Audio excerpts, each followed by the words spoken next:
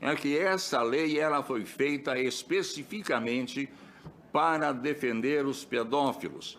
Essa lei ela foi feita especificamente para blindar a pedofilia intrafamiliar.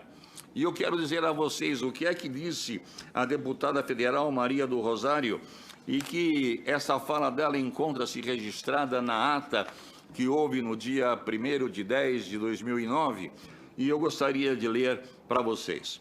Assim ela se expressa: não se deseja uma iniciativa incentivada de ação de caráter penal contra aquele que tenha a responsabilidade do cuidado mais direto, mesmo que esteja praticando algo que deva ser considerado como violência.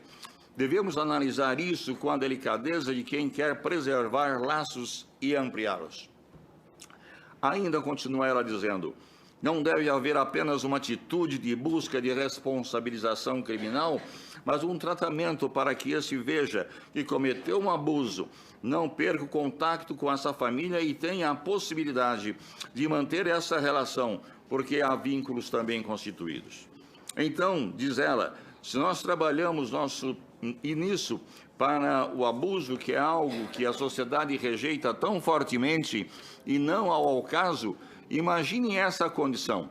Nós queremos que se preservem nessa condição os vínculos. Aqui, todo o projeto de lei trabalha com a ideia de manter e ampliar os vínculos. Então, ela está sendo bem clara aqui quando ela fala sobre isso, e ela está dizendo que essa lei aqui, ela é realmente para a pedofilia, para proteger a pedofilia e manter os vínculos familiares. Que o pedófilo não deve ser afastado de casa, que a criança não deve ser afastada do pedófilo e assim por diante. Bom, como isto não bastasse, a ex-desembargadora, a doutora Maria Berenice Dias, ela disse lá na justificação da lei que essa lei ela foi feita tomando por base a teoria de Richard Alan Gardner. Eu sei que todo mundo aqui está cansado de ouvir de falar desse Gardner, mas infelizmente ele está no meio do caminho e eu não tenho outro meio de citar, senão falar o nome dele. Mas então ela escreve, olha só, lá na justificação ela defende a lei da alienação parental.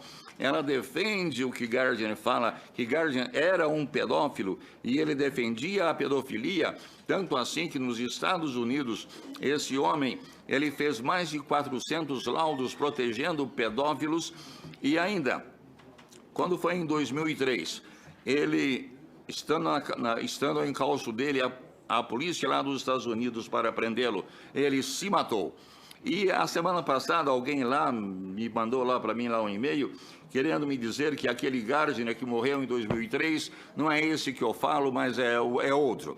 Mas não tem nada. Eu tinha conseguido já bem há muito tempo o obituário do Gardner. E o Gardner que morreu suicidou-se em 2003, em maio de 2003, é esse pedófilo mesmo que defende a pedofilia. Pois bem, mas eu quero falar o que a desembargadora Maria Berenice Dias, ela diz, logo em seguida a promulgação da lei, ou mesmo próximo, porque a lei foi promulgada em agosto de 2010, e em 2010 ela escreve um livro que chama-se Incesto e o Mito da Família Feliz. E na página 171 do livro de Incesto e Alienação Parental, realidades que a Justiça insiste em não ver, coordenado por Maria Berenice Dias, 2010, ela diz assim, mas há uma consequência ainda pior, a possibilidade de identificar como falsa denúncia o que pode ser uma verdade.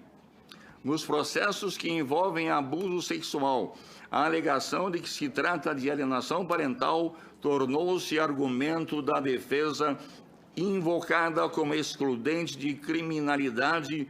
O abusador é absolvido e os episódios incestuosos persistem.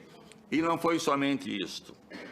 Passado 8 anos, no dia 8 de abril de 2018, a Rede Globo levou ao ar num programa fantástico um trabalho sobre alienação parental, e ela foi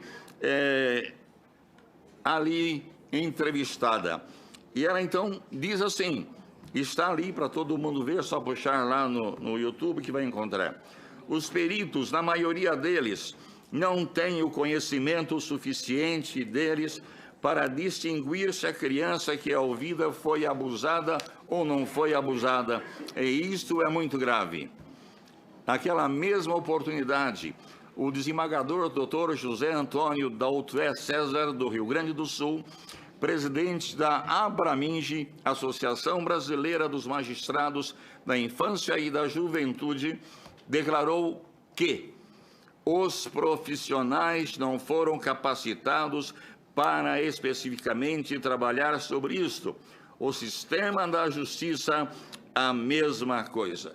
E eu poderia falar mais, poderia falar sobre o Regis de Oliveira, com quem nós tentamos falar com ele antes de poder estar fazendo citações que pudessem machucá-lo, mas eu não consegui e ele não permitiu ou não quis falar comigo. Então vocês podem observar por aí, já aqui nessas duas falas que estavam lá, em 2010, eu disse o seguinte, o Dr. Regis de Oliveira, ele disse uma coisa importante, que ele não sabe em que contexto ele assinou esse decreto-lei, ele não sabe por que razão ele disse aquilo, ele disse que jamais ouviu falar de Gardner, e ele diz assim, isso não é um problema legal, é problema do pai canalha que está se utilizando da lei. Se houver alguém utilizando da lei para manipular o juiz, bem, o juiz que fique esperto. Muito bem, eu trouxe sim aqui um trabalho todo sobre a inconstitucionalidade dessa lei. E que infelizmente, por falta de tempo, eu não vou poder passar para vocês, mas eu quero entregar isso à nossa senadora Leila, para que ela tome conhecimento e veja, inclusive com as citações todas aqui baseadas na qual eu lastrei a minha fala. E eu quero dizer aos senhores o seguinte, que eu sou contra a lei da alienação parental. Mais um minuto. E eu queria concluir dizendo apenas o seguinte.